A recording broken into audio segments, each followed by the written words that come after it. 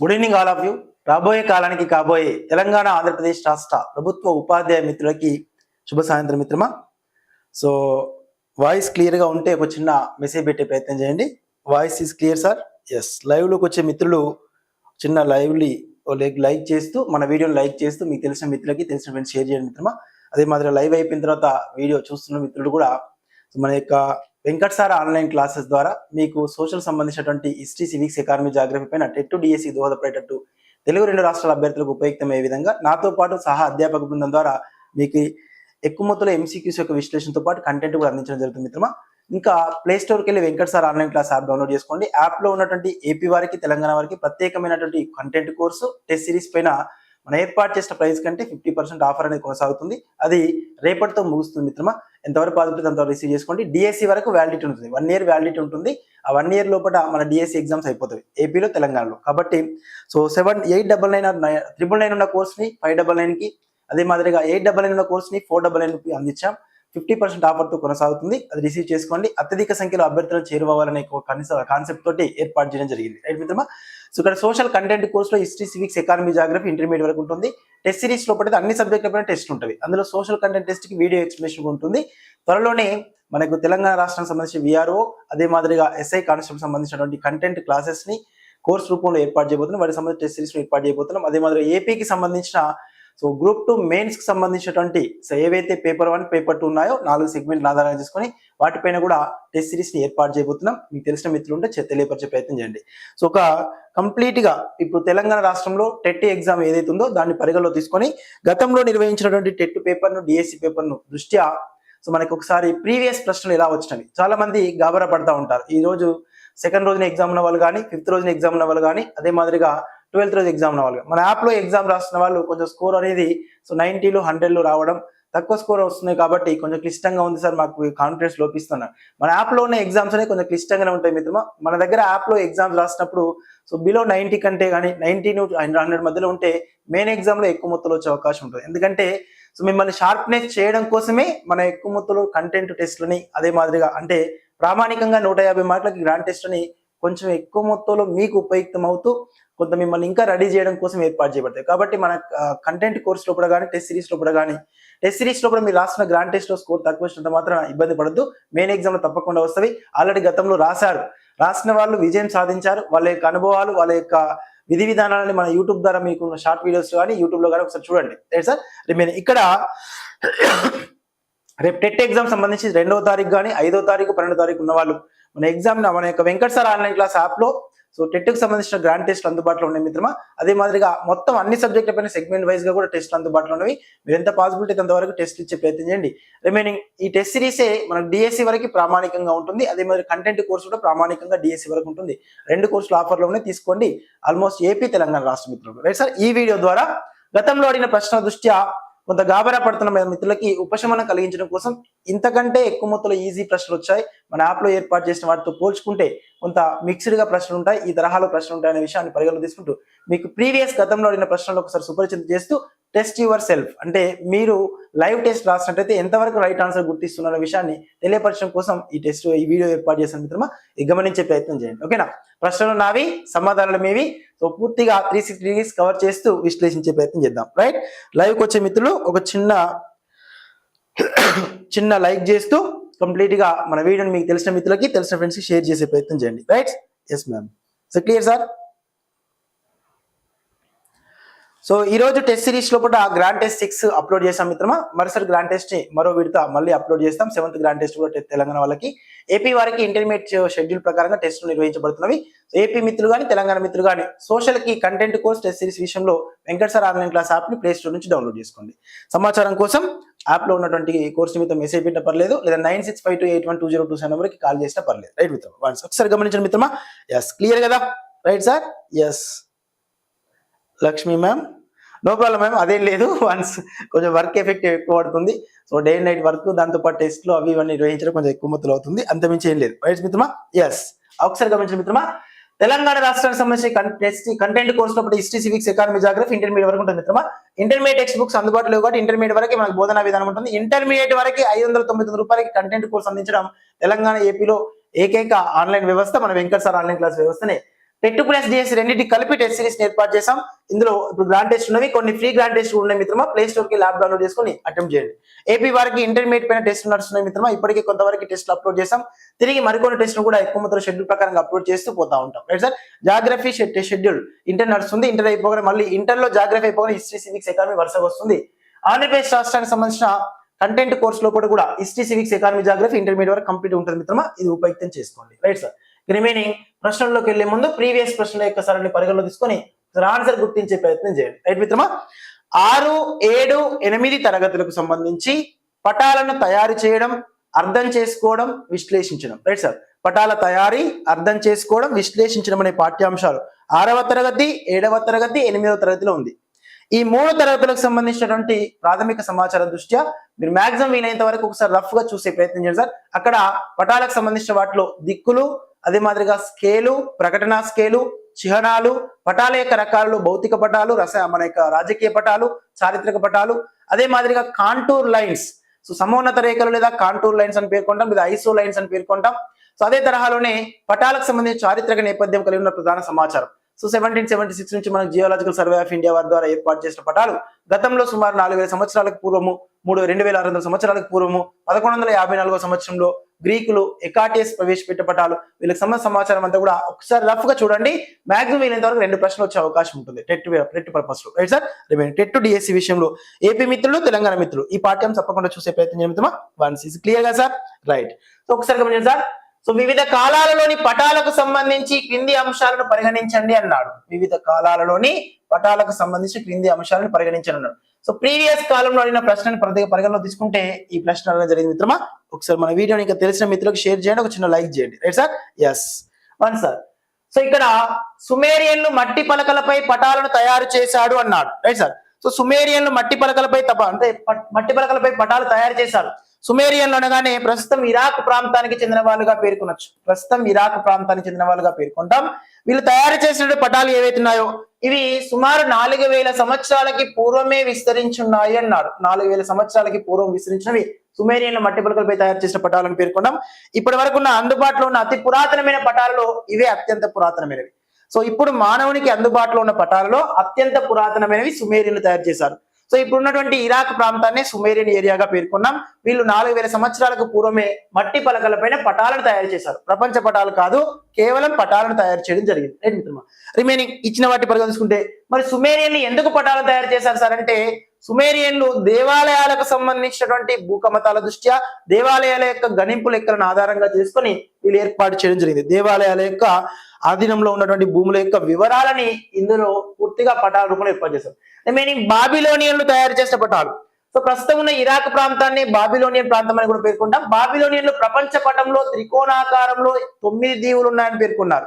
So ప్రపంచ పటంలో బాబిలోనియన్లు తయారు చేసినటువంటి ప్రపంచ పటం అంటే ప్రపంచంలో మొట్టమొదటగా ప్రపంచ పటాన్ని తయారు చేసిన వాళ్ళు బాబిలోనియన్లే. సో వీళ్ళు సుమారు 2600 సంవత్సరాలకి పూర్వం ప్రపంచ పటాన్ని తయారు చేశారు. తయారు చేసిన ఈ పటం లోపల త్రికోణాకారంలో 9 దీవులు ఉన్నాయని పేర్కొన్నారు. Right sir. వీళ్ళు తయారు చేసిన పటం ప్రపంచం ఒక గుండ్రటి పల్లెం మాదిరిగా ఉంటుంది అని పేర్కొన్నారు. ప్రపంచం ఒక గుండ్రటి పల్లెం మాదిరిగా విస్తరించి ఉంటుందని, దాంతో పాటు సో మధ్యలో బాబిలోనియన్ పట్టణం ఉంటుందని, దాంతో పాటుగా కొంతవరకు ఈ పట్టణం చుట్టూ కూడా చేదు నది ఉంటుందని ఒక ప్రస్తావన చేస్తూ త్రికోణాకారంలో కంప్లీట్ గా ఒక 7 దీవులు ఉన్నాయని ప్రస్తావన చేశారు. 7 దీవులు ఉన్నాయి. ఈ బాబిలోనియన్ పట్టణం చుట్టూ కూడా ఒక సముద్రం ఉంది, దాన్నే చేదు నది అనేటటువంటి పేరుతో ప్రస్తావించారు. బాబిలోని తయారు చేసిన పటాలు. Right sir. రిమైనింగ్ ఎకాటియస్ ఆధారంగా గీసిన ప్రపంచ పటంలో గ్రీసు మధ్య భాగంలో ఉన్నది అన్నాడు. Right sir. ఎకాటియస్ ఆధారంగా తయారు చేసినటువంటి ఎకాటియస్ కానీ అనాక్సిమిండర్ కానీ ఈ రోజు భూమి యొక్క దిక్కుల దృష్ట్యా అంటే భూమికి ఉన్నటువంటి దిక్కుల దృష్ట్యా మనం తూర్పు, పడమర, ఉత్తర, దక్షిణం అంటున్నాం. ఈ భూమికి దిక్కుల ఆవిర్భావ క్రమాన్ని పరిగణలో తీసుకొచ్చింది భూమి యొక్క ఆత్మభ్రమణ దృష్ట్యా అని చెప్పేసి భూభ్రమణం వల్లనే మనకు దిక్కులు ఏర్పడుతున్న యొక్క ప్రస్తావన తీసుకొచ్చి ఈ రోజు దిక్కులని ఎక్కువ మొత్తంలో ప్రతిపాదించిన వాళ్ళు అనాక్సిమిండర్, ఎకాటియస్ అని పేర్కొనొచ్చు. ఈ అనాక్సిమిండర్, ఎకాటియస్ తయారు చేసినటువంటి ప్రపంచ పటం వీళ్ళిద్దరు కూడా ప్రధానంగా గమనిస్తే ఎకాటియస్ అనేవాడేమో టర్కీ ప్రాంతానికి చెందినవాడు, అనాక్సిమిండర్ అనేవాడేమో ప్రధానంగా గ్రీకు భౌగోళిక శాస్త్రవేత్తగా ప్రసిద్ధిగాంచినవాడు. Right sir. వీళ్ళు తయారు చేసిన ప్రపంచ పటం లోపల మధ్యలో గ్రీస్ ఉందని పేర్కొన్నారు. యూరప్, లిబియా, ఆసియా అనేటువంటి ప్రాంతాలని పరిగణలో తీసుకున్నారు. Right sir. Europe, Libya, Asia అనే ప్రాంతాలని పేర్కొన్నారు. ఈ లిబియాలో లిబియా ప్లస్ ఆఫ్రికా రెండు ఉంటుంది. ఈ మూడింటిని విభజించేది మధ్యధరా సముద్రం విభజిస్తుందని ప్రస్తావించాడు.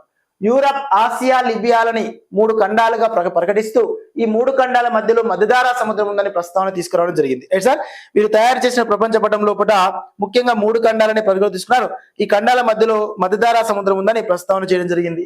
ఈ ఎకాటియస్ ఆధారంగా గీసిన ప్రపంచ పటాన్ని ఆధారంగా చేసుకుని రోమన్ దేశస్థులు వివిధ ప్రాంతాలకి సముద్ర మార్గాల ద్వారా ప్రయాణించడంలో భాగంగా ఆసక్తి కలిగి ఉన్నారని పాఠ్యాంశం ద్వారా తెలిసిన సమాచారంగా పేర్కొనవచ్చు. రిమైనింగ్ రోమన్ వ్యాపారస్తులు పటాల ఆధారంగా భారత తీరాన్ని చేరుకున్నారు అన్నాడు. రైట్ సార్, రోమన్ వ్యాపారస్తులు పటాలను ఆధారంగా చేసుకొని మనకి భారత తీర ప్రాంతాన్ని చేరుకున్నారనే ప్రస్తావన వాస్తవాన్ని తెలియపరుస్తుంది. రైట్ సార్, ఇచ్చిన వాటిలో ఇక్కడ ఏ అనేది వాస్తవమే. రైట్ సార్, రెండవది సి సరైనదే, డి సరైనదే, ఏసీడీలు సరైనవి, ఈ బి మాత్రం సరైనది కాదు.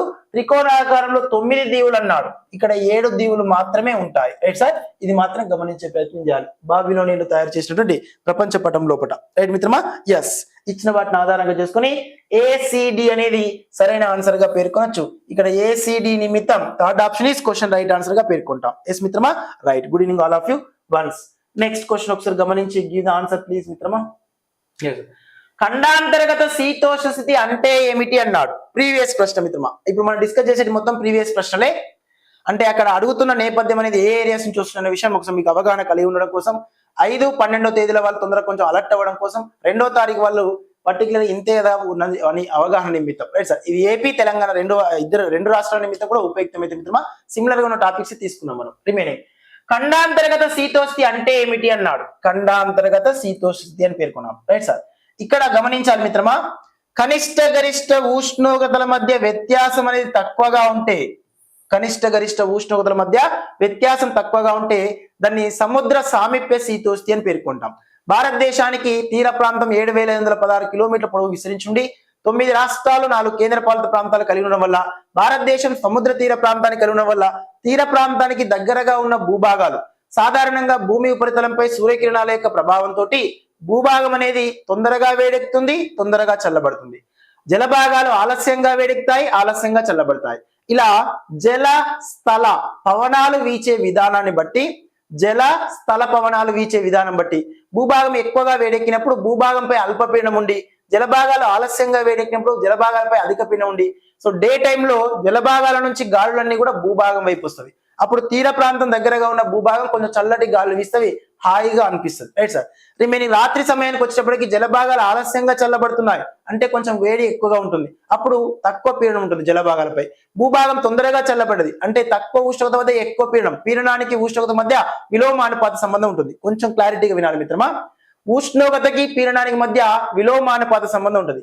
ఎప్పుడైతే ఎక్కువ ఉష్ణోగ్రత ఉంటుందో ఏ ప్రాంతంలో అయితే అక్కడ పీడనం తక్కువ పీడనాన్ని మనం అల్పపీడనము అంటాం. ఎప్పుడైనా గాలి అధిక పీడన ప్రాంతాల నుంచి అల్పపీడన ప్రాంతాలకు వస్తుంది. మరి అధిక పీడనం ఎప్పుడు ఉంటుంది? ఎక్కడ ఉష్ణోగ్రతలు తక్కువగా ఉంటే అక్కడ అధిక పీడనం ఉంటుంది.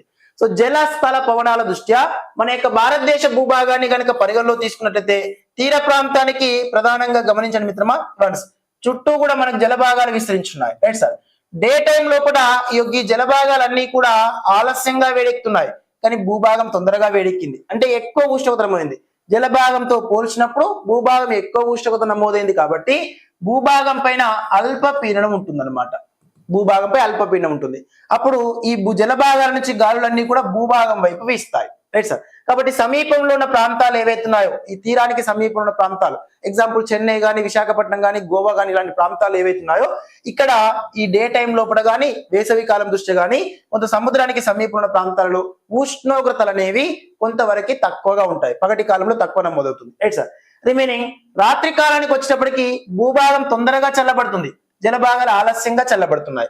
ఆలస్యంగా చల్లబడుతున్నాయి అంటే ఇక్కడ ఎక్కువ వేడిగా ఉంది, ఉష్ణోగ్రత ఎక్కువ ఉంది కాబట్టి ఇక్కడ తక్కువ పీడనం, అంటే జలభాగాల పైన తక్కువ పీడనం ఉంది, భూభాగాల పైన ఎక్కువ పీడనం ఉంది. కాబట్టి భూభాగాల నుంచి గాలులన్నీ కూడా మళ్ళీ ఈ చల్లటి గాలు అనేవి సముద్ర ఉపరితలం వైపు వస్తూ ఉంటాయి. అప్పుడు ఈ సమీపంలో ఉన్న తీర ప్రాంతాల వద్ద రాత్రి కాలంలో కూడా ఉష్ణోగ్రతలు అంత చెప్పుకోదగిన విధంగా మార్పులు లోను కావు. రైట్ సార్, డే టైం లోపల ఒక 21 డిగ్రీల సెల్సియస్ నుంచి 24 డిగ్రీల సెల్సియస్ వరకు ఒక 25 డిగ్రీల సెల్సియస్ నుంచి 28 డిగ్రీల సెల్సియస్ ఉష్ణోగ్రత నమోదైతే రాత్రి సమయం లోపల ఒక 21 డిగ్రీల సెల్సియస్ నుంచి 25 డిగ్రీల సెల్సియస్ ఉష్ణోగ్రత నమోదవుతుంది. అంటే ఉష్ణోగ్రత వ్యత్యాసం అనేది చెప్పుకోదగిన విధంగా గరిష్టంగా ఉండదు, కొంచెం తక్కువగా ఉంటుంది. ఇలా ఉష్ణోగ్రత వ్యత్యాసాలు కనిష్ట గరిష్ట ఉష్ణోగ్రతల యొక్క వ్యత్యాసాలు తక్కువగా ఉన్న ప్రాంతాల్లోని శీతోష్ణి సముద్ర సామీప్య శీతోష్ణి అని పేర్కొంటాం. సముద్ర సామీప్య శీతోష్ణి అనే పేరుతో పిలుస్తాం. అలా మన యొక్క గరిష్ట కనిష్ట ఉష్ణోగ్రతలో చాలా తేడా ఉండడం, గరిష్ట కనిష్ట ఉష్ణోగ్రతలో అల్ప తేడాగా ఉండడం, ఈ అల్ప తేడాగా ఉన్న ప్రాంతాలలో సముద్ర సామీప్య శీతోష్ణిగా పేర్కొంటాం. మనకు సముద్ర తీర ప్రాంతాల్లోని గోవా గాని, దాంతోపాటు చెన్నై గాని, విశాఖపట్నం తదితర ప్రాంతాల్లో ఈ సముద్ర సామీప్య శీతోష్ణి అనేది తక్కువ మొత్తంలో నమోదవుతుంది. ఉష్ణోగ్రతల యొక్క వ్యత్యాసం తక్కువ ఉంటే సముద్ర సామీప్య శీతోష్ణిగా పేర్కొనాలి. Right sir. రిమైనింగ్ గరిష్ట కనిష్ట ఉష్ణోగ్రతల మధ్య చాలా తేడా ఉండడం, ఈ భూభాగానికి మధ్యలో ఉన్నవి దేశాల దృష్ట్యా, ఎగ్జాంపుల్ మన హైదరాబాద్ గాని, సమీపంలో ఉన్నటువంటి మహారాష్ట్రలో ఉన్న ప్రధానమైన ప్రాంతాల దృష్ట్యా ఈ యొక్క నాగపూర్ ప్రాంతాలు గాని, భోపాల్ గాని, రైట్ సార్, ఇలా రాజస్థాన్ రాష్ట్రంలో జైపూర్ గాని, ఇలా భూభాగాలు అనేవి కొంచెం మధ్యలో విస్తరించుండి రాత్రి కాలంలో బాగా చల్లబడడం, వేసవి కాలంలో బాగా అంటే పగటి కాలంలో బాగా వేడెక్కడం, రాత్రి కాలంలో బాగా చల్లబడడం. కనిష్ట ఉష్ణోగ్రతను గరిష్ట ఉష్ణోగ్రతను 6 కనిష్ట గరిష్ట ఉష్ణమాపకం ద్వారా తెలుసుకుంటాం. గరిష్ట ఉష్ణోగ్రతని మధ్యాహ్నం 12 నుంచి 2 గంటల మధ్యలో లెక్కిస్తాం. కనిష్ట ఉష్ణోగ్రతని ఉదయం 4 నుంచి 5 గంటల మధ్యలో లెక్కిస్తాం. ఈ కనిష్ట ఉష్ణోగ్రతకి గరిష్ట ఉష్ణోగ్రత మధ్య వ్యత్యాసం ఎక్కువగా ఉండడం, గరిష్ట ఉష్ణోగ్రతలో ఒక 35 డిగ్రీల సెల్సియస్ నుంచి 40 డిగ్రీల సెల్సియస్ ఉష్ణోగ్రత నమోదై గరిష్టంగా, కనిష్ట ఉష్ణోగ్రత వచ్చేటప్పటికి 20 నుంచి 25 డిగ్రీల సెల్సియస్ మధ్య ఉష్ణోగ్రత నమోదైతే ఇక్కడ ఉన్న వ్యత్యాసంతో పోల్చుకుంటే ఇక్కడ వ్యత్యాసం ఎక్కువగా ఉంటుంది అనమాట. Right sir. 40కి 25కి మధ్య సుమారు 15 డిగ్రీల సెల్సియస్ ఉష్ణోగ్రత వ్యత్యాసం ఉంది. ఇలా ఉష్ణోగ్రత వ్యత్యాసం ఎక్కువగా ఉన్న ప్రాంతాల యొక్క శీతోష్ణి ఖండాంతర్గత శీతోష్ణి అనే పేరుతో ప్రతిపాదిస్తాం. బాగా గుర్తుపెట్టుకోండి, సముద్రానికి దగ్గరగా ఉన్న పట్టణాల యొక్క శీతోష్ణి అంటే సముద్ర సామీప్య శీతోష్ణి. కనిష్ట గరిష్ట ఉష్ణోగ్రత మధ్య వ్యత్యాసం తక్కువ ఉంటుంది.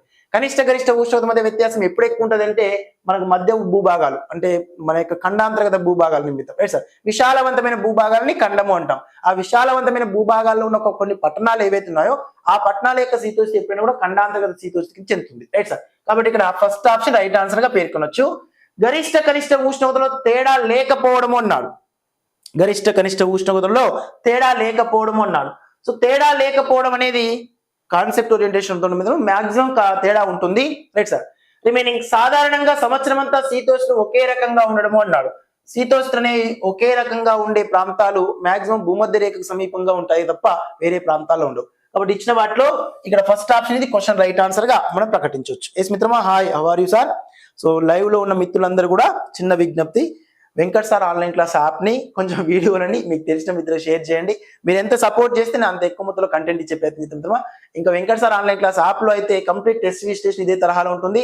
టెస్ట్ విశ్లేషణ చేస్తూ కంప్లీట్ అన్ని సబ్జెక్ట్ మీద టెస్ట్ పెడుతూ ఒక టెస్ట్ ఎన్నిసార్లు రాసుకోవచ్చు, ఎప్పుడైనా రాసుకోవచ్చు మిత్రమా. అప్లోడ్ చేసిన టెస్ట్ డిఎస్సి ఎగ్జామ్ అయిపోయేదాకా ఉంటుంది. Right sir. మీరు దానికి సంబంధించిన క్విక్ రీజన్ పీడిఎఫ్ కూడా అందించడం జరుగుతుంది. ఇలా అందరికీ చేరువవ్వాలి, ఎక్కువ రిజల్ట్ తీసుకురావాలనే నేపథ్యంతో ఏర్పాటు చేసాం. కాబట్టి ప్లే స్టోర్కి వెళ్ళి యాప్ డౌన్లోడ్ చేసుకోండి. 50% ఆఫర్తో 499 రూపీస్ కి టెస్ట్ సిరీస్ అందుబాటులో ఉంది. కంటెంట్ కోర్స్ 599 కి అందుబాటులో ఉంది. గమనించండి ఏపీ తెలంగాణ మిత్రులకు ఇద్దరు కూడా. రిమైనింగ్ ఈ కింది వాటిలో తెలంగాణ పూర్తి నల్ల మృత్తికల నేల కలిగినటువంటి జిల్లా ఏది? తెలంగాణ రాష్ట్రంలో ప్రధానంగా నల్లరేగడి మృత్తికలు, సో నల్ల నేలలు కలిగినటువంటి ప్రధానమైన జిల్లా ఏది అన్నాడు. కొమరంభీం, భద్రాద్రి, జనగామ, జగిత్యాల అనే పేరుతో ప్రస్తావించారు. కొమరంభీం, భద్రాద్రి, అదే మాదిరిగా జనగామ, జగిత్యాల అనే పేరుతో ప్రస్తావించారు. రైట్ మిత్రమా. ఈ తరహాలో ఉన్న మన తెలంగాణ రాష్ట్రాన్ని ఒకసారి పరిగణలో తీసుకుంటే మిత్రమా, ఇక ఇక్కడ గోదావరి నది యొక్క పరివాహక ప్రాంతం, ఈ ఒక ఉత్తర ప్రాంతం అంతా కూడా గోదావరి నది యొక్క పరివాహక ప్రాంతం. ఈ ప్రాంతం అంతా కూడా కృష్ణా నది యొక్క పరివాహక ప్రాంతంగా పేర్కొంటున్నాం. Right sir. ఈ నదీ పరివాహక ప్రాంతాల్లో నదుల ద్వారా కొట్టుకొచ్చిన ఒండ్రు మట్టి నిక్షేపాలు పేరుకుపోయింటాయి. ఒండ్రు మట్టి నిక్షేపాలు కొంతవరకు. Right sir. రిమైనింగ్ గోదావరి నది పరివాహక ప్రాంతంలో ఎక్కువ వర్షపాతం నమోదవుతుంది. Right sir. ఈ దక్షిణ తెలంగాణ వైపు వచ్చే కొలది వర్షపాతం తగ్గుతా వస్తుంది అనమాట. Right sir. వర్షపాతం యొక్క సో వైవిధ్యత అనేది పెరుగుతూ ఉంటుంది. ఇందులో ప్రధానంగా మనకి ఉత్తర ప్రాంతం, తెలంగాణ రాష్ట్రంలోనికి ఉత్తర భాగం ఏదైతుందో గత పురాతన కాలంలో సాత్మల పీఠభూమి అనే పేరుతో పిలిచేవాళ్ళం. దీన్ని సాత్మల పీఠభూమి. Right sir. ఏమన్నా సార్? సాత్మల పీఠభూమి అన్నారు. Right sir. ఇదంతా కూడా ఆల్మోస్ట్ మన తెలంగాణ రాష్ట్రం దక్కన్ పీఠభూమి అంతర్భాగమైనది. కానీ ఈ సాత్మల పీఠభూమి ఏదైతే ఉందో మన తెలంగాణ రాష్ట్రంలో ఉత్తరం వైపు ఉన్నటువంటి సాత్మల పీఠభూమి మనకి అగ్నిపర్వతాల ద్వారా పేలినటువంటి శిలలు ఏవైతున్నాయో, బసాల్ట్ శిలలు, అగ్నిపర్వతాల ద్వారా లోపల ఉన్న మ్యాగ్మా అనేది బయటికి వెదజల్లబడ్డటువంటి ఆ యొక్క మ్యాగ్మా చల్లబడ్డ తర్వాత వాటిని లావా అంటాం. ఆ లావా వికోశీకరణం చెందగా ఏర్పడ్డ శిలలు ఏవైతున్నాయో వాటిని బసాల్ట్ శిలలు లేదా బాక్సైట్ శిలలు అంటాం. ఇగో ఈ బసాల్ట్ శిలలు లేదా బాక్సైట్ శిలలు ఏవైతే ఉన్నాయో, బాక్సైట్ లేదా బసాల్ట్, దీన్నే అల్యూమినియం ట్రయాక్సైడ్ ప్లస్ 2H2 గా పేర్కొంటాం. అంటే బసాల్ట్ లేదా బాక్సైట్ అనేటటువంటి శిలలని, శైథిల్యం, ఈ శిలని మనం సేకరించి వాటిని ఎక్కువ మొత్తంలో ప్యూరిటీ చేస్తే, అంటే ప్యూరిఫై చేస్తే మనకు అల్యూమినియం అనేది వస్తుంది, రాతెండి అని వస్తుంది. Right sir. మీరు రాతెండి వస్తువులతో ఏమైనా వర్క్ చేసినప్పుడు కానీ, లేదా ఎలక్ట్రికల్ వైర్లతో ఏమైనా వర్క్ చేసినప్పుడు కానీ, కొంత వర్క్ చేసిన తర్వాత చేయడం చూసుకుంటే ఏ రంగులో మారుతాయి సార్? నలుపు రంగులో మారుతుంది. అలా మనకు అగ్నిపర్వతాల ద్వారా పేలినటువంటి బసాల్ట్ లేదా అగ్నిపర్వతాల ద్వారా పేలిన లావా వికోశీకరణం గావించబడి బసాల్ట్ లేదా బాక్సైట్ శిలలుగా అభివృద్ధి చెందిన తర్వాత ఆ శిలలు శైథిల్యం చెంది ఏర్పడిన నేలలే నల్లరేగడి నేలలు. ఇందులో ఈ అల్యూమినియంతో పాటు మెత్తని ఇనుము కూడా ఉంటుంది. Right sir. ఇందులో ప్రధానంగా నత్రజని, హ్యూమస్ లోపాలు తప్ప మిగతా అన్ని ఉంటాయి. ఫెర్రస్ కూడా ఎక్కువ మొత్తంలో ఇంక్లూడింగ్ అయి ఉంటుంది. Right sir. అలాంటి ఈ నేలలు మన యొక్క మొత్తం దక్కన్ పీఠభూమిలో వాయువ్య దిశలో ఉన్నాయి. అలా దక్కన్ పీఠభూమిలో వాయువ్య దిశలో మన తెలంగాణ రాష్ట్రానికి ఉత్తర ప్రాంతంలో విస్తరించినవి ఈ కింద ఇచ్చిన జిల్లాలో ఉత్తర ప్రాంతంలో ఉన్న ఈ కొమరంభీం, ఆసిఫాబాద్, రైట్ సార్, ఆదిలాబాద్, కొమరంభీం, ఆసిఫాబాద్ జిల్లాలో ఎక్కువ మొత్తంలో కనిపిస్తున్నవి. ఈ నల్ల నేలలు ఏవైతున్నాయో వీటిని బ్లాక్ కాటన్ సాయిల్స్ అన్నాం. అంటే ఎక్కువగా ప్రతి పంటకు అత్యంత అనుకూలమైనవి, దీర్ఘకాలం తేమను నిల్వ చేసుకుంటవి. కారణం ఇందులోనే నీటి అణువులు ఉన్నాయి కాబట్టి కొంచెం నీటి అందించగానే ఎక్కువ కాలం నీటి నిల్వ చేసుకుంటాయి. నీటిని కోల్పోయినప్పుడు చీల్చుకుంటవి. నేలని ఎక్కడైతే మనం 15 నుంచి 20 సెంటీమీటర్ల వరకు చీల్చినమో ఆ చీల్చడాన్ని కల్టివేషన్ అని పేర్కొంటాం. అలా వీటిని తమకుంతర తాముగా చీల్చుకుంటాయి కాబట్టి స్వసిద్ధ నేలలని, లేదంటే సెల్ఫ్ కల్టివేటింగ్ సాయిల్ అని, తమకు తామే దున్నుకున్న నేలని పేర్కొంటాం. ఈ తరహా నేలని మనం చెర్నోజం నేలలు అని చెప్పేసి అని పేర్కొంటాం. హరిజన నేలలని పేరుతో ప్రస్తావిస్తారు అమెరికా దేశంలో. Right sir. ఇలా మన తెలంగాణ రాష్ట్రంలో అయితే ఉత్తర ప్రాంతంలో విస్తరించినవి, అదే మాదిరిగా భారతదేశంలో అయితే మహారాష్ట్రలో ఎక్కువగా విస్తరించినవి. ప్రీవియస్ ప్రశ్న కొమరంభీం, ఆసిఫాబాద్ నల్ల నేలలుగా పేర్కొనవచ్చు. రైట్ మిత్రమా. రిమైనింగ్ భద్రాద్రి, కొత్తగూడెం, జనగామ, జగిత్యాల ఈ పరిసర ప్రాంతాలలో కొంతవరకు ఎర్ర నేలలు అనేవి విస్తరించినవి. ఎర్ర నేలలు తెలంగాణ రాష్ట్రంలో. Right sir. ఈ ఎర్ర నేలల్లో మళ్ళీ 2 రకాలుగా పేర్కొంటాం. Right sir. ఈ ఎర్ర నేలల్లో ఎక్కడైతే ఇసుక రేణుల స్థాయి అధికంగా ఉంటుందో, ఇసుక ఎక్కువగా ఉన్న నేలని చెలక నేలలు అని పేర్కొంటారు. ఏమంటారు సార్? చెలక నేలలు. బంకమట్టి ఎక్కువగా ఉన్నటువంటి ప్రాంతాలు ఏవైతే ఉంటాయో, ఇగో ఈ బంకమట్టి ఎక్కువగా ఉన్న ప్రాంతాలని ప్రధానంగా దుబ్బ నేలలు అనే పేరుతో పిలుస్తారు. ఏమంటారు సార్? దుబ్బ నేలలు. దుబ్బ నేలలు అంటే బంకమట్టి ఎక్కువగా ఉన్న నేలలు, ఇసుక నేలలు అంటే చెలక నేలలు అనే పేరుతో ప్రస్తావించవచ్చు. Right sir. ఆ తరహా ఇచ్చిన వాటి దృష్ట్యా వీటితో పాటుగా లాటరైట్ నేలలు విస్తరించుంటాయి. లాటరైట్ నేలలు తెలంగాణ రాష్ట్రంలోని సంగారెడ్డి జిల్లా నారాయణఖేడ్, జహీరాబాద్ అనే ప్రాంతాలు, దాంతో పాటుగా భద్రాద్రి కొత్తగూడెం జిల్లాలోని కొన్ని ప్రధానమైన కొండ ప్రాంతాల దృష్ట్యా మనకు లాటరైట్ నేలలు విస్తరించున్నాయి. లాటరైట్ నేలని ఎక్కువగా ఇటుకల తయారీ కోసం వినియోగించడం జరుగుతుంది. Right sir. ఆ తరహా లాటరైట్ నేలలు తెలంగాణలో అధికంగా విస్తరించిన ప్రాంతాలు సంగారెడ్డి, దాంతో పాటుగా జహీరాబాద్. Right sir. ఈ ప్రాంతాల్లో ఎక్కువ విస్తరించున్నాయి. రైట్ మిత్రమా. Is clear? రైట్ మిత్రమా. నెక్స్ట్ క్వశ్చన్ ఒకసారి గమనించండి సార్. ఎస్కిమోలు ధరించే కోట్లను ఏమని పిలుస్తారు అన్నాడు. ఎస్కిమోలు ధరించేటటువంటి కోట్లను ఏమని పిలుస్తారు? Once give the answer please మిత్రమా. ఎస్కిమోలు ధరించేటటువంటి కోట్లను. సో మనకి ఎస్కిమోలు అనగానే ఇక్కడ గుర్తుపెట్టుకోవాలి, భూమి ఉపరితలం దృష్ట్యా రైట్ మిత్రమా, భూమధ్య రేఖకు ఉత్తరం వైపున సుమారు 66.5 డిగ్రీల ఉత్తర అక్షాంశం నుంచి 90 డిగ్రీల ఉత్తర అక్షాంశాల మధ్య ఉన్న ఈ ప్రాంతాన్ని సో పర్టికులర్ గా ఉత్తర ధ్రువ ప్రాంతాల దృష్ట్యా పేర్కొంటాం. ఇదంతా కొంచెం మంచుతో కప్పబడి ఉంటుంది. ఇందులో 90 డిగ్రీ ఉత్తర అక్షాంశం, ఈ 66 నుంచి 70 వరకు ఉన్న ప్రాంతాన్ని టైగా ప్రాంతం అని పేర్కొంటాం. ఈ యొక్క అవతల వైపున ప్రాంతాలు, టైగా ప్రాంతంలో మనకు శృంగాకార పడవలు ఎక్కువ మొత్తంలో అభివృద్ధి చెంది ఉంటాయి. ప్రీవియస్ ప్రశ్న. ఈ అవతల వైపున ప్రాంతాల్లో ముఖ్యంగా 66 నుంచి 90 డిగ్రీ ఉత్తర దక్షిణ అక్షాంశాల మధ్య ముఖ్యంగా ఉత్తరం వైపున ప్రాంతాల్లో మొత్తం మంచు గడ్డ కట్టుకపోయి ఉంటుంది. ఈ ప్రాంతంలో ఉన్న ఆర్కిటిక్ మహాసముద్రం కూడా కంప్లీట్ గా మంచు, ఐస్ సీల్డ్ ఓషన్ గా పేర్కొంటాం. దక్షిణం వైపు అంటార్టికా ఖండం ఉంటుంది, ఇది కూడా ఐస్ సీల్డ్ కాంటినెంట్ గా పేర్కొంటాం. ఈ ఉత్తరం వైపు ఉన్నటువంటి 66.5 డిగ్రీల ఉత్తర అక్షాంశం కంటే ఎబో ఉన్న ఏరియాలో మొత్తం కూడా కంప్లీట్ మంచు అంతా కూడా ఓ ఎడారి మాదిరిగా ఉంటుంది. అంటే విశాలవంతమైనటువంటి మంచు భూభాగాలు ఉంటాయి. ఇలా విశాలవంతమైన మంచు భూభాగాలనే టండ్రా అనే పేరుతో పిలుస్తాం. టండ్రా అంటే మంచు ఎడారి అని అర్థం. అది కూడా గ్రీకు భాషకు చెందిన పదమే. ఇలా ఈ ఎడారి ప్రాంతం లేదా మంచు ఎడారి ప్రాంతం లేదా తక్కువ ఉష్ణోగ్రత నమోదయ్యే ప్రాంతాలు, ధ్రువ ప్రాంతం లోపల మనకు అల్పసంఖ్యాక జనులు ఎవరైతున్నారో, తక్కువ మొత్తంలో నివసించే జనులని ప్రధానంగా ఇక్కడ ఉన్నటువంటి వివిధ రకాల తెగలుగా పేర్కొన్నాం. అందులో యూకూతులు అనే వాళ్ళు అత్యంత దూరంగా ఉంటారు, అత్యంత ఉత్తరం వైపు ఉంటారు.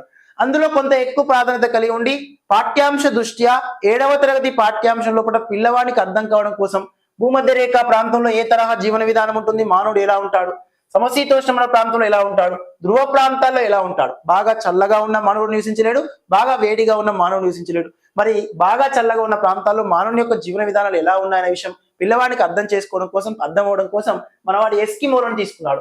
ఎస్కిమోలు అంటే ప్రధానంగా మంచు బూట్ల వ్యక్తి అనేటువంటి పేరుతో ప్రతిపాదించాం. అందులో ఇచ్చిన వాటిని ఆధారంగా చేసుకొని వన్స్ ఇక్కడ మనకి ఉమియాక్స్ అని, కయాక్స్ అని చెప్పేసి అంటే వీళ్ళు ఉపయోగించే పడవలని కయాక్స్ అని, ఉమియాక్స్ అనే పేరుతో పేర్కొంటాం. జంతువుల యొక్క చర్మంతో తయారు చేసినటువంటి పడవలని కయాక్స్ అని పేర్కొంటాం. సో కొంచెం విశాలవంతమైన బోట్లు ఏవైతే ఉంటాయో వీటిని ప్రధానంగా ఉమియాక్స్ అనే పేరుతో ప్రతిపాదిస్తాం. Right sir. ఈ నేలపైన ఉన్నటువంటి మంచు పొరలు ఏవైతే ఉంటాయో వీటిని పర్మాపాస్ట్ అనే పేరుతో పిలుస్తాం. మంచు పొరలు, మంచు మొత్తం గడ్డకట్టుకుపోయిన వాటిని పర్మాపాస్ట్ అనే పేరుతో పిలుస్తాం. ఇక్కడ ఇచ్చిన వాటిలో ఎస్కిమోలు ధరించే కోట్లను ఏమని పేర్కొంటారు అన్నారు. Right sir. వీళ్ళ కోట్లు ఎలా ఉంటాయి అంటే వన్స్ రైట్ మిత్రమా, వీళ్ళ కోట్లు ఎలా ఉంటాయి అంటే ఎస్పెషల్లీ మిత్రమా రైట్ తల భాగం నుంచి కింది భాగం దాకా కప్పివేయబడి ఉంటాయి. అలాంటి కోట్లని మనం షర్కాలు అనే పేరుతో ప్రతిపాదించాం. ఏమన్నా సార్? షర్కాలు అనే పేరుతో పిలుస్తాం. ఇక్కడ మూకులు కంటే మిత్రమా ఎస్కిమోలు వాటి బూట్లు, ఇక వీళ్ళ యొక్క బూట్లని మూకులు అనే పేరుతో పిలుస్తారు. షర్కాలు అంటే వీళ్ళు ఉపయోగించేది. రిమైనింగ్ అదే మాదిరిగా గమనించినట్లయితే వీళ్ళు ఉపయోగించేటువంటి షమాన్లు అంటే బృంద ఆచారాలను ఏర్పాటు చేసేవాళ్ళు. ఇక ఫర్ కోట్లు అని చెప్పేసి ఆప్షన్లు లేదు మిత్రమా. మనకి ఇచ్చిన వాటిలో ప్రధానంగా గమనించినట్లయితే షర్కాలు అనేది గుర్తించుకునే ప్రయత్నం చేయండి. Right sir. షమాన్లు అంటే ఆచారాలు నిర్వహించేవారు. ఇది కూడా ప్రీవియస్ ప్రశ్న. షమాన్లు. Right sir.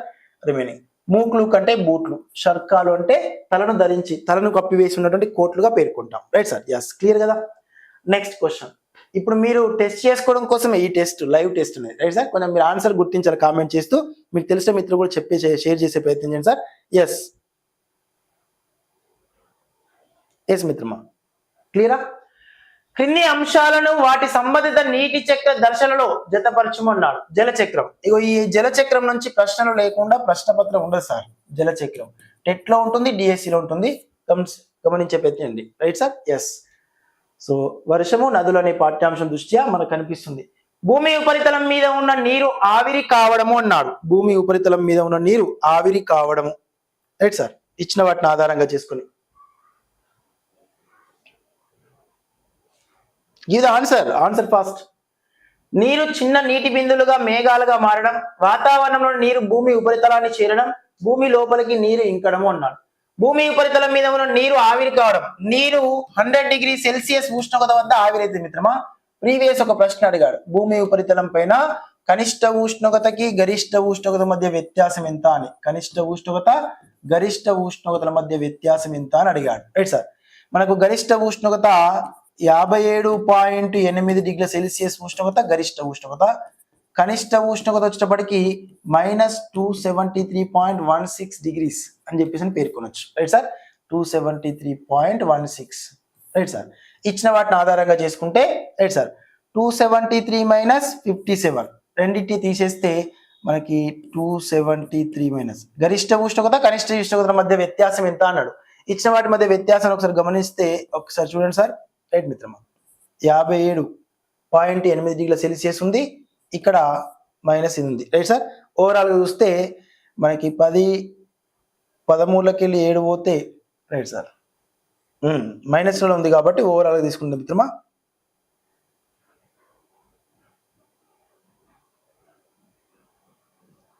గరిష్ట ఉష్ణోగ్రతకి కనిష్ట ఉష్ణోగ్రత మధ్య వ్యత్యాసం ఎంత అన్నప్పుడు ఈ -273 అదే మాదిరిగా 57. Right sir. ఈ రెండింటిని కలిపి తీసేసినట్లయితే ఓవరాల్ గా మనకి ఒకసారి గమనించి ఆన్సర్ గుర్తించండి సార్.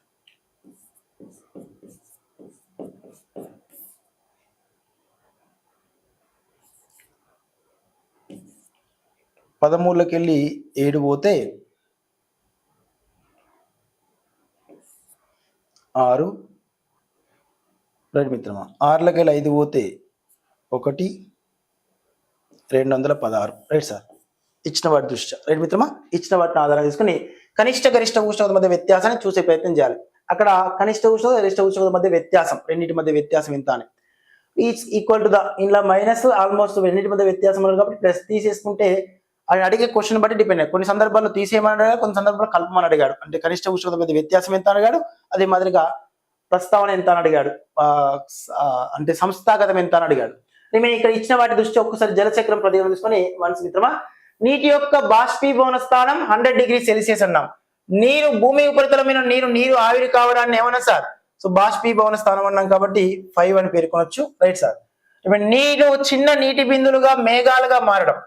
ఈ బాష్పీభవనం చెందిన నీటి అణువులు కాస్త వాయు రూపంలో వేడిగా వాయు రూపంలో నీటి అణువులు కాస్త ఉష్ణోగ్రత తగ్గినప్పుడు అది ద్రవీభవనం చెంది చిన్న చిన్న నీటి బిందులుగా మారుతుంది. ఆ చిన్న చిన్న నీటి బిందులుగా మారినాన్నే ద్రవీభవన స్థానము అని పేర్కొంటాం. ఏమన్నా సార్? ద్రవీభవనం అంటే ఒకటిగా పేర్కొనొచ్చు. రైట్ మిత్రమా. వాతావరణంలోని నీరు భూమి ఉపరితలానికి చేరడం.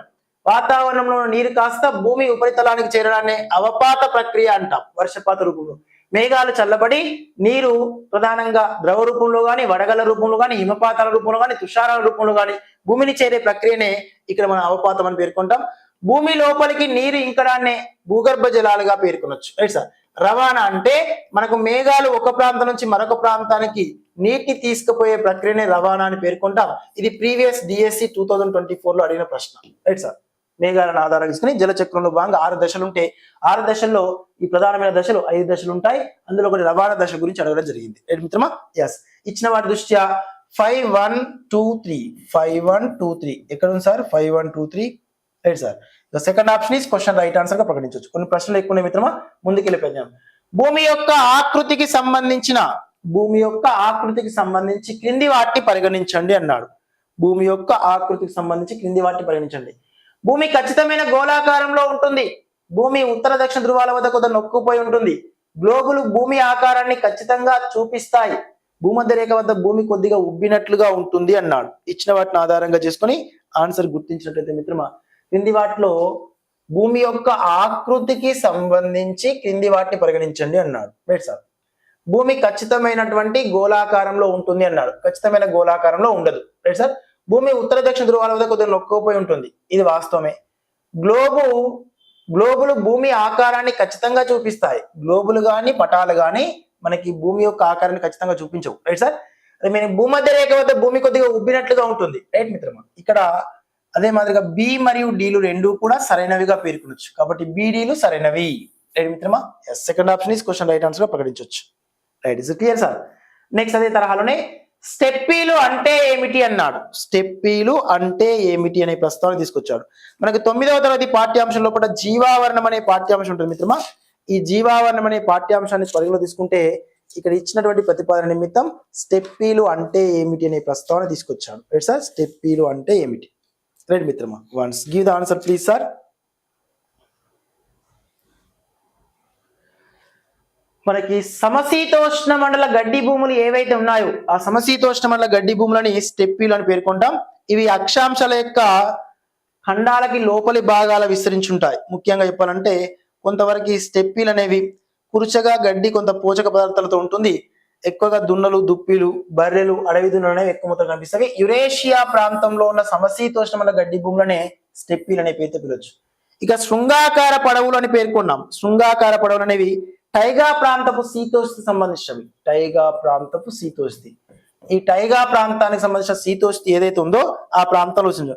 సో ఉత్తరార్ధగోళంలో మనకు 50 డిగ్రీల నుంచి 70 డిగ్రీల ఉత్తర అక్షాంశాల మధ్య 50 డిగ్రీల నుంచి 70 డిగ్రీల ఉత్తర అక్షాంశాల మధ్య శృంగాకార పడవులు విస్తరించుంటాయి. ముఖ్యంగా శృంగాకార పడవులు. రైట్ మిత్రమా. ఎస్. ఇక్కడ చీరు వృక్షాలు, ఫైన్ వృక్షాలు, ఈ ప్రాంతం లోపల చీరు వృక్షాలు, ఫైన్ వృక్షాలు ఎక్కువగా అభివృద్ధి చెందుతాయి. ఫైన్ నుంచి కర్పూరాన్ని తయారు చేస్తారు. Right sir. అంటే విశాలవంతమైన పత్రాలు కలిగి ఉంటాయి. కొంచెం పెద్ద పెద్ద పత్రాలను కలిగి ఉంటాయి. Right sir. ఉష్ణమండల గడ్డి భూములు అన్నాడు. ఉష్ణమండల గడ్డి భూములు అన్నాం. సో మనకి ఉష్ణమండల గడ్డి భూములు అనగానే ఇక్కడ సమశీతోష్ణ గడ్డి భూములు మాదిరి ఉష్ణమండల గడ్డి భూములు కూడా విస్తరించుంటాయి. సో భూమధ్య రేఖకి ఇరువైపులా విస్తరించిన ప్రాంతాలనే ఉష్ణమండల గడ్డి భూములు అని పేర్కొంటాం. సో ఇక్కడ ఈ గడ్డి భూములు ఒక 3 నుంచి 4 మీటర్ల ఎత్తు వరకు పెరుగుతాయి మిత్రమా. ఇక్కడ గాడిదలు, కంచర గాడిదలు ఎక్కువగా ఉంటవి. ఆఫ్రికా ప్రాంతంలో ఉన్నటువంటి సవర్ణాలని, ఆఫ్రికా ప్రాంతంలో ఉన్న సవర్ణాలు, ఈ సవర్ణాలని ఉష్ణమండల గడ్డి భూములకు ఎగ్జాంపుల్ గా పేర్కొనొచ్చు. Right sir. సో మనకు భూమధ్య రేఖకి ఇరువైపులా కూడా విస్తరించుంటాయి. ఈ ఉష్ణమండల గడ్డి భూములు భూమధ్య రేఖకి ఇరువైపులా ప్రధానంగా విస్తరించుంటాయి. Right sir. Yes. 3 to 4 metres, 3 నుంచి 4 మీటర్ల ఎత్తు వరకు పెరుగుతాయి. మధ్యధారా ప్రాంతానికి చెందిన వృక్షజాలము అన్నాం. మధ్యధారా ప్రాంతానికి చెందిన వృక్షజాలం వేసవి కాలంలో పొడిగా ఉండి శీతాకాలంలో వర్షం కురుస్తూ ఉంటుంది సార్. ఇక్కడ వేసవి కాలంలో పొడిగా ఉంటుంది, శీతాకాలంలో వర్షం కురుస్తూ ఉంటుంది, రైట్ సార్. మధ్యార ప్రాంత వృక్షజాలంలో భాగంగా. సో ఈ ప్రాంతాలలో ఎక్కువ మొత్తంలో మన మధ్యార ప్రాంత వృక్షజాలం అనేది అభివృద్ధి చెంది ఉంటుంది. ఇది ఖండాలకు పడమర నైరుతి అంచులలో మధ్యధారా సముద్రం చుట్టూ ఉన్నటువంటి ప్రాంతాల దృష్ట్యా యూరప్, ఆఫ్రికా, ఆసియా దేశాల్లో కాలిఫోర్నియా, నైరుతి ఆఫ్రికా ప్రాంతాల్లో ఎక్కువ మొత్తంలో కనిపిస్తుంది ఎస్పెషల్లీ, రైట్ సార్. ఎస్, నారింజ, అంజూర, ఆలివ్, ద్రాక్ష, నారింజ, అంజీరా, ఆలివ్, ద్రాక్ష అనేవి ఎక్కువ మొత్తంలో కనిపిస్తూ ఉంటాయి ఈ ప్రాంతంలో అభివృద్ధి చెందుతుంది.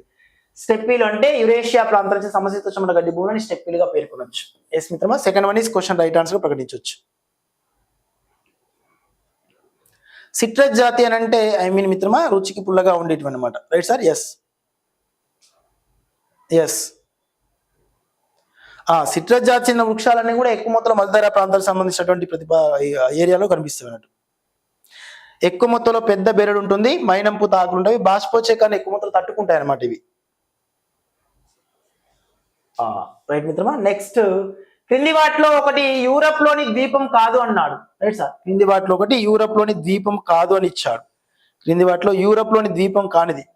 సో సర్దినా అనే ప్రాంతము యూరప్ లో ఉన్న ద్వీపం మిత్రమా. సిసిలీ అనేది ప్రధానంగా మనకు యూరప్ లో ఉన్న ద్వీపంగా పేర్కొంటాం. నెక్స్ట్, ఐర్లాండ్ కూడా ద్వీప దేశంగా పేర్కొంటాం. ఈ గ్రెనేడా అనేటువంటి ప్రాంతం ఏదైతుందో ఇది ద్వీపం కాదు, ద్వీపకల్ప ప్రాంతానికి సంబంధించినటువంటి ఒక భూభాగంగా పేర్కొనొచ్చు, రైట్ సార్. ఎస్, కాబట్టి third one is question right answer పేర్కొనొచ్చు. నెక్స్ట్, క్రింది వాటిలో సరిగ్గా జతపరచబడనిది ఏది? కందికల్ కొండలు జయశంకర్ భూపాలపల్లి, అనంతగిరి కొండలు వికారాబాద్, సాత్మల కొండలు ఆదిలాబాద్, రాఖీ కొండలు సిద్దిపేట అన్నాడు, రైట్ సార్. ఇచ్చిన వాటిని ఆధారంగా చేసుకుని ఒకసారి ఆన్సర్ గుర్తించే ప్రయత్నం చేయండి మిత్రమా. So give the answer please sir. Right, Kandikal కొండలు జయశంకర్ భూపాలపల్లి జిల్లాలను విస్తరించినవి. అనంతగిరి కొండలు వికారాబాద్ జిల్లా. అనంతగిరి కొండల్లోనే మూసీ నది యొక్క జన్మస్థానం ఉంటుంది. మూసీ నది యొక్క ప్రాచీన నామం మూచుకుంద అని పేర్కొన్నాం, రైట్ సార్. నెక్స్ట్, సాత్మల కొండలు ఆదిలాబాద్ జిల్లాలో విస్తరించినవి. ఆదిలాబాద్ జిల్లా సాత్మల కొండలు విస్తరించుంటాయి. ఇక్కడే మహబూబా ఘాట్ ఉంటుంది. రాఖీ కొండలు అనేది జగిత్యాల జిల్లాలో విస్తరించుంటాయి. జగిత్యాల జిల్లా రాఖీ కొండలు, రైట్ సార్. రాఖీ కొండలు ఈ జగిత్యాల జిల్లాలో కనిపిస్తాయి. అంటే సమీపంలో, జగిత్యాలకి సమీపంలోనే, అంటే పాత కరీంనగర్ జిల్లాలో విస్తరించుంటాయి. రాఖీ కొండలు జగిత్యాల జిల్లాలో ప్రధానంగా విస్తరించిన పేర్కొనవచ్చు, రైట్ సార్. ఎస్, సిద్దిపేటలో అయితే లక్ష్మీదేవిపల్లి గుట్టలు, బూజు గుట్టలు అని పేర్కొంది, రైట్ సార్. ఎస్, ఇది సిద్దిపేట. రాఖీ కొండలు, ఈ కొండ ప్రాంతాలు, పర్వత ప్రాంతాల గురించి, ఐ మీన్ తెలంగాణలో ఉన్న కొండ ప్రాంతాల గురించి ఒకసారి చూసుకునే ప్రయత్నం చేయండి, రైట్ సార్. ఎస్, భూస్వరూపాలు పార్ట్ 1 లో భాగంగా ఉంటుంది, మనకి పాఠ్యాంశంలో భాగంగా ఒకసారి చూసే ప్రయత్నం చేస్తున్నాం. నెక్స్ట్, ఈ క్రింది వాటిలో తెలంగాణ రాష్ట్రంలో అత్యల్ప వర్షపాతం 60 సెంటీమీటర్ల కంటే తక్కువ నమోదయ్యే జిల్లాలు ఏది? రైట్ సార్, తెలంగాణ రాష్ట్రంలో తక్కువగా 60 సెంటీమీటర్ల కంటే తక్కువ వర్షపాతం దక్షిణ తెలంగాణ ప్రాంతం. ఉమ్మడి జిల్లా అయితే మనకి మహబూబ్నగర్ జిల్లా పరిసర ప్రాంతాల్లో, అలా జోగులాంబ గద్వాల జిల్లాలో అయితే 60 సెంటీమీటర్ల కంటే తక్కువ వార్షిక వర్షపాతం నమోదు మిత్రమా. ఇక సిద్దిపేట, సూర్యాపేట, కొమరంభీం, ఆసిఫాబాద్ ప్రాంతాల్లో అయితే ప్రధానంగా మనకి సాధారణ వర్షపాతం కొనసాగుతుంది. అంటే మాక్సిమం 75 నుంచి 90 సెంటీమీటర్ మధ్య వార్షిక వర్షపాతం కొనసాగుతుంది. సో ఇది జోగులాంబ గద్వాల అనేది తక్కువ వర్షపాతం గుర్తించడానికి దోహదపడుతుంది, రైట్ సార్. నెక్స్ట్, అదే మాదిరిగా ఇది evening star Venkat sir online class app మిత్రమా. ఆ బ్యాచ్ లో జాగ్రఫీ కంప్లీట్ కంటెంట్ అందుబాటులో ఉంటుంది తెలంగాణ రాష్ట్ర మిత్రానికి. ఏపీ వారికి టెట్ కమ్ డిఎస్సికి సంబంధించి ఓన్లీ జాగ్రఫీ మాత్రమే ఏర్పాటు చేస్తాం. కొంతవరకు కంటెంట్ కోర్స్ జాగ్రఫీ కావాలనుకున్న త్వరలోనే హిస్టరీ కూడా ఏర్పాటు చేస్తాను. పర్ఫెక్ట్ చంద్రశేఖర్ సార్ ద్వారా కొంత ఓన్లీ హిస్టరీ మాత్రమే కావాలనుకుని రిసీవ్ చేసుకునే ప్రయత్నం చేయండి. రేపు ఈవినింగ్ టైంలో అందుబాటులోకి వస్తుంది కోర్సు. నెక్స్ట్, మన Venkat sir online class app లో ఉన్న కంటెంట్ కోర్సు కానీ టెస్ట్ సిరీస్ కోర్సు కానీ 50% ఆఫర్ ఉంది మిత్రమా డిఎస్సి వరకు. సో ఇక మళ్ళీ ఫీజులు అంటే ఏముండవు, కంప్లీట్ గా డిఎస్సి వరకు ఉపయుక్తమవుతుంది. సో మీకు తెలిసిన ఫ్రెండ్స్ చెప్పండి, తెలిసిన ఫ్రెండ్స్ షేర్ చేసే ప్రయత్నం చేయండి. రాస్తున్న వాళ్ళు కూడా ఎలా ఉన్నాయి ఎగ్జామ్స్, క్లాసెస్ ఎలా ఉన్నాయనే విషయం మీరు మన యాప్ లో కనుక ఉన్న వాళ్ళు ఎవరైనా లైవ్ లో ఉంటే ఒకసారి మీ అభిప్రాయాలను వ్యక్తపరిచే ప్రయత్నం చేయండి. మన యొక్క మిత్రులకి కొంత అవగాహన నిమిత్తం, right sir. Yes, remaining ones మిత్రమా, కర్కాటక రేఖ ఎక్కడ ఉన్నది? కర్కాటక రేఖ ఎక్కడ ఉన్నది అన్నాడు. కర్కాటక రేఖ ఎక్కడ ఉన్నది సార్? ఎక్కడున్నదో ఏమో, రైట్ మిత్రమా. వన్స్ ఒకసారి గమనిస్తే ఇది భూమి మధ్య గుండా గీసిన ప్రధానమైన రేఖని భూమధ్య రేఖ అని పేర్కొన్నాం. భూమధ్య రేఖ ఉత్తరం వైపునది కర్కాటక రేఖ, భూమధ్య రేఖ దక్షిణ వైపునది ప్రధానంగా మకర రేఖ. కర్కాటక లేదా ట్రోపికల్ క్యాన్సర్ 23 నాటి ఉత్తర అక్షాంశం అన్నాం, 23 నాటి దక్షిణాక్షాంశాన్ని మకర రేఖ అన్నాం. ఉత్తరం వైపు 66 డిగ్రీల ఉత్తర అక్షాంశాన్ని ఆర్కిటిక్ వలయం అన్నాం. దక్షిణ వైపున 66 దక్షిణాక్షాంశాన్ని అంటార్కిటికా వలయం అన్నాం. 90 డిగ్రీల ఉత్తర అక్షాంశాన్ని ఉత్తర ధ్రువము అనే పేరుతో ప్రతిపాదించాం.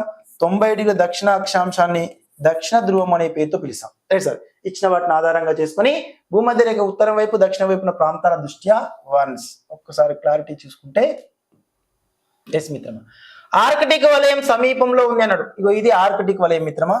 Right sir. సారీ 66 ఉత్తర అక్షాంశం ఆర్కిటిక్ వలయం. భూమధ్య రేఖకి కింది భాగంలో ఉందన్నాడు. భూమధ్య రేఖ కింది భాగంలో ఉన్నది మకర రేఖ అంటార్టిక్ వలయం ఉంటుంది. కాబట్టి 2 తప్పే 1 తప్పే. Right sir. రిమైనింగ్ భూమధ్య రేఖ పై భాగంలో ఉంది అన్నాడు. భూమధ్య రేఖకు పై భాగంలో కనిపిస్తుంది. Right sir. కాబట్టి వాస్తవమే. అంటార్కిటికా వలయ సమీపంలో ఉంది అన్నాడు. అంటార్కిటికా వలయ సమీపం అనేది ప్రధానంగా ఉత్తర ధ్రువం. ఈ ఉత్తర ధ్రువానికి దగ్గరగానేమో ఆర్కిటిక్ వలయం, దక్షిణ ధ్రువానికి దగ్గర అంటార్కిటిక్ వలయం.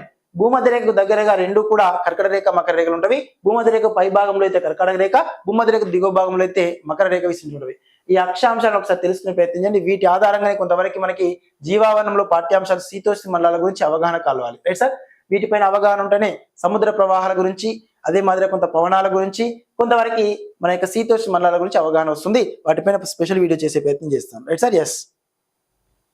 ఎస్ ఓల్డ్ జిల్లాలో అయితే కందికల కొండలు మహబూబ్నగర్ ఉంటుంది మిత్రమా. న్యూ జిల్లాలో అయితే కందికల కొండలు మన యొక్క జయశంకర్ భూపాలపల్లి జిల్లాలో పేర్కొనొచ్చు. Right sir. సో ఇచ్చిన వారి దృష్ట్యా భూమధ్య రేఖకు పై భాగంలోనే థర్డ్ ఆప్షన్ మన క్వశ్చన్ రైట్ ఆన్సర్ గా ప్రకటించవచ్చు.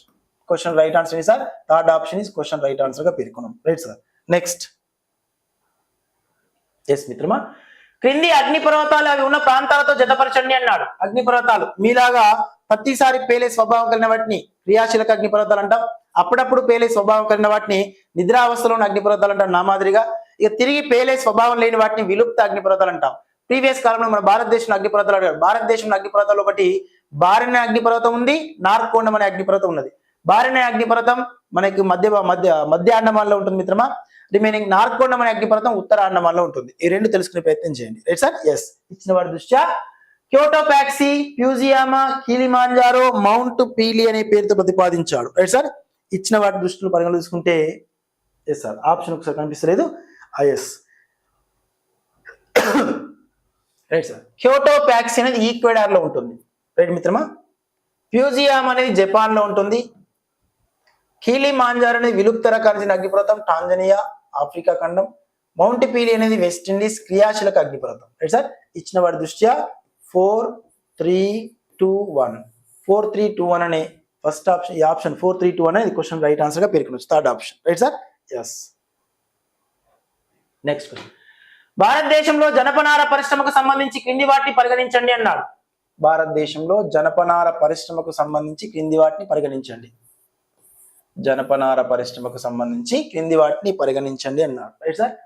ప్రీవియస్ ప్రశ్న టెట్ లో వచ్చింది, డిఎస్ లో వచ్చింది ఈ ప్రశ్న. Right sir. ఎందుకంటే ప్రపంచంలో జనపనార ఎక్కువ మొత్తంలో ఉత్పత్తి చేసిన దేశాల దృష్ట్యా మన భారతదేశం అనేది కొంతవరకు ప్రామాణిక దృష్టి ప్రపంచ ఉత్పత్తిలో భారతదేశం మొదటి స్థానంలో వహిస్తుంది. Right sir. వస్తువుల యొక్క ఉత్పత్తిని పరిగణించుకుంటే పశ్చిమ బెంగాల్ మన బంగ్లాదేశ్ అనేది ఎక్కువ మొత్తంలో ఉంటుంది అనమాట. Right sir. ఒకసారి గమనించి ఆన్సర్ గుర్తించండి మిత్రమా. ఇచ్చిన వాటిని భారతదేశంలో జనపనార పరిశ్రమకు సంబంధించిన ప్రతిపాదన దృష్ట్యా ప్రపంచ జనపనార వస్తు ఉత్పత్తిలో భారతదేశం మొదటి స్థానం ఉంది. వస్తు ఉత్పత్తిలో అయితే భారతదేశం, ఓన్లీ జనపనార ఉత్పత్తిలో అయితే బంగ్లాదేశ్ అని ఉంటుంది. ప్రపంచ జనపనార వస్తు ఎగుమతిలో భారతదేశం మొదటి స్థానాన్ని వహిస్తుంది. Right sir. వస్తువుల యొక్క ఎగుమతిలో అయితే బంగ్లాదేశ్ మొదటి స్థానం ఉంటుంది. భారతదేశంలో జనపనార పరిశ్రమ పశ్చిమ బెంగాల్లోని హూగ్లీ తీరాన రిష్ట్రా అనే ప్రాంతం వద్ద ఏర్పాటు చేశారు. Right sir. నెక్స్ట్ రిమైనింగ్, పర్యావరణానికి హాని కలిగించడం వల్ల జనపనార పదార్థాలకు ప్రపంచవ్యాప్తంగా డిమాండ్ తగ్గుతుంది అన్నాడు. పర్యావరణానికి హాని కలిగించదు. Right sir. కాబట్టి ఇచ్చిన వాటి దృష్ట్యా మనకి ఏ మరియు సీలు మాత్రమే సరైనవిగా పేర్కొనొచ్చు. ఏ మరియు సీలు 2 కూడా సరైనవిగా పేర్కొనొచ్చు. కాబట్టి ఏ సీలు సరైనవనే ప్రతిపాదన దృష్ట్యా క్వశ్చన్ రెడీ చేస్తున్నాం. Right sir. Third one. Right మిత్రమా.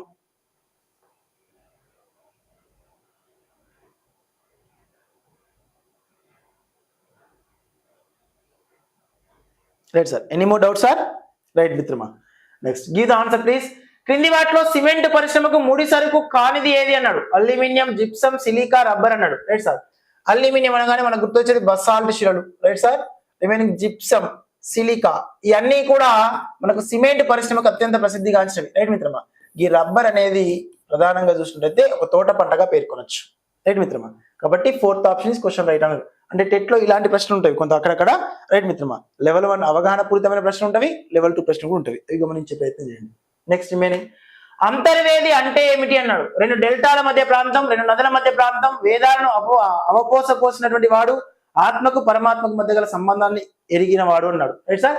ఇక్కడ గమనిస్తే మిత్రమా, అంతర్వేది ద్వివేది అంటాం. రెండు జల ప్రవాహాల మధ్య ఉన్నటువంటి భూభాగం ఏదైతే ఉంటుందో దీన్నే అంతర్వేది అని పేర్కొంటాం. అంతర్వేది మీన్స్ దోబులు అనేటటువంటి పేరుతో ప్రతిపాదిస్తాం. అలా మనకు సింధు నది దాని యొక్క పరివాహక ప్రాంతం లోపట, సింధు నది వ్యవస్థ లోపట బారీ దోబ్, రేచనా దోబ్, బిస్తు దోబ్, చార్జ్ దోబ్, సింధు సాగర్ దోబులు విస్తరించుంటాయి. ఇవి మన భారతదేశం యొక్క పాఠ్యాంశ దృష్ట్యా తెలంగాణ ఆంధ్రప్రదేశ్ మిత్రులకి 10వ తరగతి పాఠ్యాంశంలో భారతదేశం యొక్క నైసర్గిక స్వరూపంలోని ఉత్తర మైదానాల వద్ద ఏర్పాటు చేయబడుతుంది, కనిపిస్తుంది అనమాట. Right sir. ఇచ్చిన వాటిలో రెండు నదుల మధ్య ఉన్న ప్రాంతాన్ని మనం దోబులు అనే పేరుతో ప్రతిపాదించవచ్చు. Right sir. ఈ దోబులు భారతదేశానికి పశ్చిమ వాయువ్య దిశలో ఎక్కువ మొత్తంలో ఉన్నవి. రెండు నదుల మధ్య ఉన్నటువంటి సారవంతమైన భూభాగాలు ఏవైతే ఉంటాయో నదుల ద్వారా, ఈ నది ద్వారా కొట్టుకొచ్చినవి, ఆ నది ద్వారా కొట్టుకొచ్చినవి ఇక్కడే పేరుకపోయి ఉంటాయి. కాబట్టి నదుల మధ్య ఉన్న భూభాగాలు అత్యంత సారవంతమైనవి. ఆ సారవంతమైన భూకంపతాలను మనం అంతర్వేదులు అనే పేరుతో ప్రతిపాదించవచ్చు.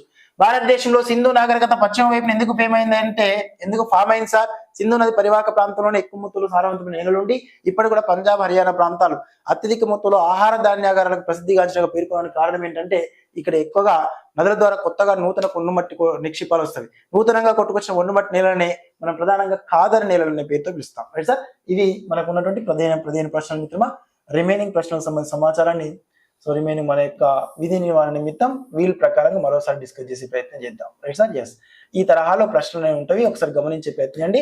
టెస్ట్ సిరీస్ లోపల ఇలాంటి ప్రశ్నలతో కూడిన టెస్ట్ అనేవి సుమారుగా జాగ్రఫీలో 31, హిస్టరీలో 36, సివిక్స్ లో 26, ఎకానమీలో సుమారు ఒక 19 ప్రశ్నలు. ప్రతి పాఠం పైన ఎగ్జామ్స్ పెట్టాం, అవి డిఎస్సి వరకు ఉంటవి. ఒక్కొక్క పాఠం పైన మొత్తం కవర్ చేసి ఎగ్జామ్స్ నిర్వహించడం జరిగింది. సుమారుగా ఎంత లేదనుకున్న ప్రతి పాఠ్యాంశం దృష్ట్యా 60 నుంచి 70 ప్రశ్నలు వస్తాయి. పాఠ్యాంశం కవర్ అయ్యేటట్టు ఎగ్జామ్ నిర్వహించడం జరిగింది.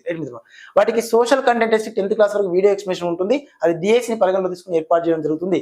ఇప్పటికే జాగ్రఫీ జరుగుతుంది మిత్రమా. ఇది ఇంక్లూడింగ్ మన యొక్క టెట్ ఎగ్జామ్స్ యొక్క షెడ్యూల్ అయిపోగానే మళ్ళీ తిరిగి 4 to 6 మధ్యలో ఎర్లీ మార్నింగ్ మన డిస్కషన్ జరుగుతుంది. ఏపీ వాళ్ళకి, తెలంగాణ వాళ్ళకి టెస్ట్ విశ్లేషణ. నెక్స్ట్ కంటెంట్ కోర్స్ లో history, civics, economy, geography intermediate వరకు ఉంటుంది మిత్రమా. ఈ కంటెంట్ కోర్సు ఇంటర్మీడియట్ వరకు బోధించడం 599 రూపీస్ కి ఆఫర్ లో కొనసాగుతుంది. రేపటి వరకే ఆఫర్ క్లోజ్ అవుతుంది. Right sir. ఇది గమనించండి. చాలా మంది మిత్రులు సార్ తగ్గించండి ప్రస్తావన చేశారు. మొత్తం మీనైతే మనకు ఆఫర్ పైనుంచి కూడా కొంత రికమెండ్స్ రావడం వల్ల తగ్గించి పెట్టాం మిత్రమా. రేపటితో ముగుస్తుంది. తదుపరి తర్వాత ఈ కోర్స్ ప్రైస్ అన్ని కూడా అప్రాక్సిమేట్లీ మాక్సిమం ఒక 1000 రూపీస్ వరకు అవుతాయి. Right sir. కాబట్టి 50% కాస్త ఆఫర్ ముగుస్తుంది. తొందరగా ప్లే స్టోర్కి వెళ్ళి యాప్ డౌన్లోడ్ చేసుకోండి. యాప్ లో ఉన్నటువంటి కంటెంట్ కోర్స్ ని టెస్ట్ సిరీస్ రిసీవ్ చేసుకునే ప్రయత్నం చేయండి. ఏపీ వారికి ప్రత్యేకమైన కోర్సు ఉంటుంది, తెలంగాణ వారికి ప్రత్యేకమైన కోర్సులు ఉంటుంది. Right sir. ఎస్, ఇవి ఏపీ తెలంగాణ రాష్ట్ర మిత్రుల దృష్ట్యా. అదే మాదిరి హెచ్జిటికి సంబంధించి social content test series course ఏపీకి తెలంగాణ ప్రత్యేకంగా ఏర్పాటు చేయబోతున్నాం.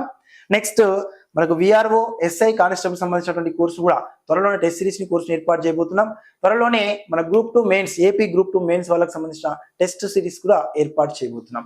సో మన యొక్క Venkat sir online class app ని ఇంతగా ఆదరిస్తున్న మీ అందరికీ కూడా పేరు పేరున ధన్యవాదాలు. కొంచెం బాగా రాయండి ఎగ్జామ్స్ ని.